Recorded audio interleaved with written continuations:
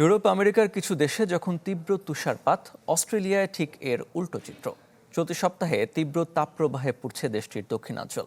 দাবানলে বিপর্যস্ত new south Wales এবং Victoria অঙ্গরাজ্যের বেশ কিছু অঞ্চল।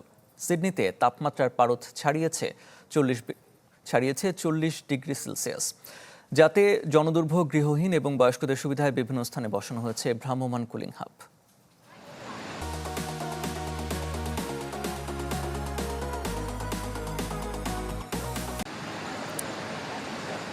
তীব্র গরমে একটু জিরিয়ে নিতে বড় টেবিল ফ্যানের সামনে বসে বিশ্রাম নিচ্ছেন এই পথচারী। রোদ থেকে বাঁচতে মাথার উপর টানানো হয়েছে তাঁবু। অস্ট্রেলিয়ার সিডনির বিভিন্ন স্থানে তাপপ্রবাহ থেকে বাসিন্দাদের রক্ষা করতে এভাবেই তৈরি করা হয়েছে ভ্রাম্যমাণ কুলিং হাব, যাতে ঘরের বাইরে বের হলে গরম থেকে খানিকটা স্বস্তি পেতে পারেন সিডনিবাসী। যুক্তরাষ্ট্রের নিউ ইয়র্ক, যুক্তরাজ্যের লন্ডন, ফ্রান্স, নেদারল্যান্ডস সহ বিশ্বের এক প্রান্তের মানুষ যখন তীব্র তুষারপাত ও শীতে কাবু, ঠিক তখন সিডনির মানুষের জীবন নাভিশ্বাস তীব্র গরমে। তাপমাত্রা পারদ ছাড়িয়েছে 40 ডিগ্রি, যাতে জনজীবনে নেমেছে দুর্ভোগ। যেখানে 35 ডিগ্রির বেশি হলেই অস্বস্তি লাগে, সেখানে এখন 40 ডিগ্রির চেয়ে বেশি তাপমাত্রায় আমরা বসবাস করছি। এই অবস্থায় যদি পানি শূন্যতা কাটাতে সতর্কতামূলক ব্যবস্থা না নিই, তাহলে আমরাই বিপদে পড়ব। এই কারণেই এখানে আসা।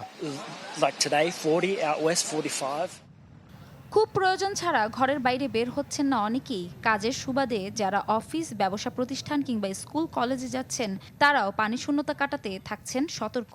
আর প্রচণ্ড গরমে গৃহহীন ও বয়স্কদের জন্য তৈরি করা হয়েছে কিছু কুলিং হাব। সিডনি বিশ্ববিদ্যালয় ও সেন্ট ভিনসেন্টস হাসপাতালের তত্ত্বাবধানে চলছে এই জনসেবামূলক কর্মকাণ্ড। এর বাইরে তীব্র তাপপ্রবাহ থেকে বাঁচতে অনেকেই ছুটছেন পাশের সমুদ্র সৈকতগুলোতে। দিনের অনেকটা সময়ই তারা পার করছেন সমুদ্রের তীরে। চলতি সপ্তাহে তীব্র তাপপ্রবাহের সাথে লড়ছে অস্ট্রেলিয়ার দক্ষিণাঞ্চলের মানুষ। ভিক্টোরিয়া ও নিউ সাউথ ওয়েলসের অনেক এলাকায় চলছে দাবানল।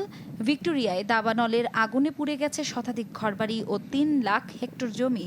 নিউ সাউথ ওয়েলসে সক্রিয় আছে অন্তত 53টি দাবানল।